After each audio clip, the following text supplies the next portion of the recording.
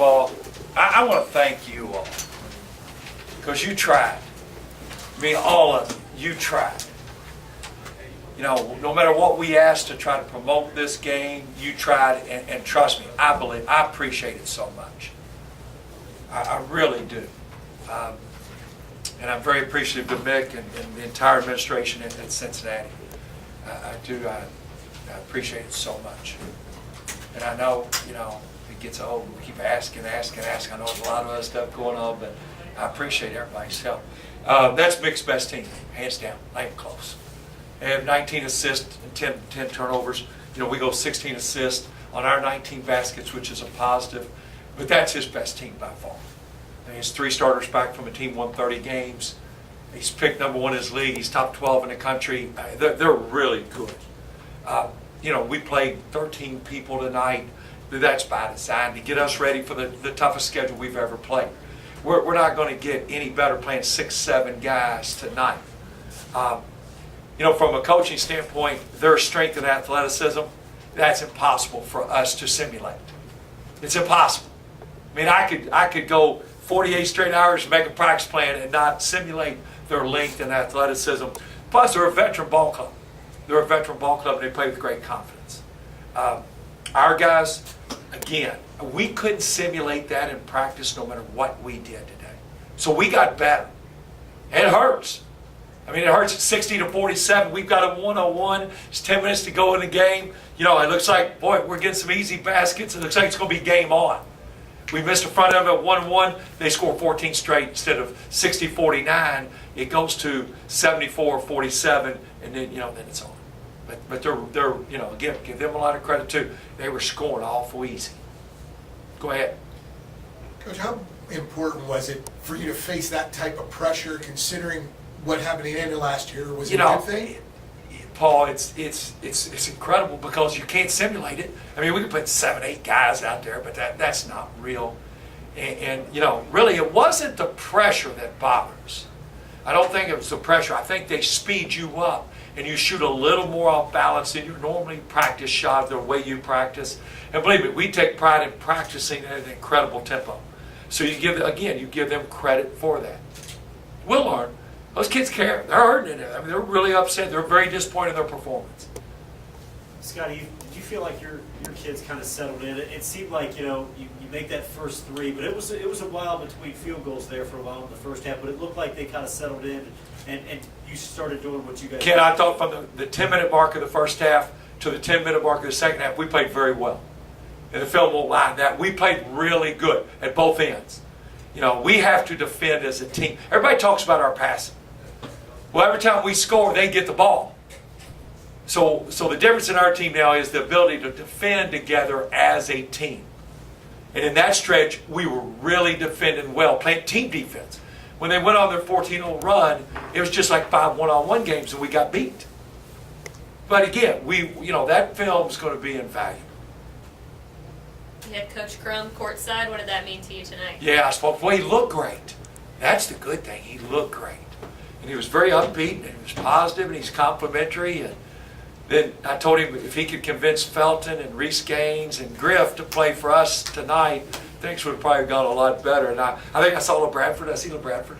I think I saw LeBradford. You know, could have been the OUC. If Huggins walks down there and sits with Mick on that bench, then I would have ran up that ramp and let Coach Crum come sit with that heck of a night. Yeah, I was so appreciative to everybody that did come. It's hard to hide I just thought it would be a lot more. I really did. I know we worked at it as hard as we could, but I'm so appreciative of those that did. I am. And our guys, don't think any college coach that tells you it doesn't affect the players, that's a lie. It does. They love it. Our guys love this tonight. Personnel-wise, Coach, was this something that maybe opened your eyes a little bit with the bright lights on? A player or two, or a kid like C.J. Fleming. I mean, just Parker plays incredibly hard. You know, we just were not very consistent. And some of that's on us as coaching because, as you can see, the playing time was predetermined, and we're seeing certain lineups with certain lineups for us to learn, regardless of the score. You know, the last 7-8 minutes we're kind of playing the score, but those other rotations were predetermined. You know, we'll start different guys on Saturday night. We'll start different guys again next Tuesday in the Yup Center, because my thought is we're going to start 11 different guys over the course of those games, so that somebody turns an ankle or gets the flu in a Thursday, Saturday conference game, which we play every week, that player has started before. He's not like, oh my gosh, I'm starting. That's all designed. We already know the lineups for the next 2 games. They're already determined. And that's what we do in all fall. Coach, how you liking Brent Bach's progression? And, you know, what are you expecting out of him this year? Just when he's so active, he's so good. You know, and what we tell Brent, like we tell all of them, great players affect the game in a lot of ways. We all know he's as good of a shooter as I've ever coached. But when he's deflecting and rebounding and creating, then great players affect the game in a lot of ways, because when they affect the game, they affect those around them. How's his defense evolving, would you say? It's much better. Yeah. From when he was a freshman, he couldn't have guarded me. No, it's so much better. You know why? And he really makes like if his man score, he gets upset. He does. He's going to have a great senior year, no doubt. Anything else? Coach Cronin said that preparing for this game, his guys kind of became better passers.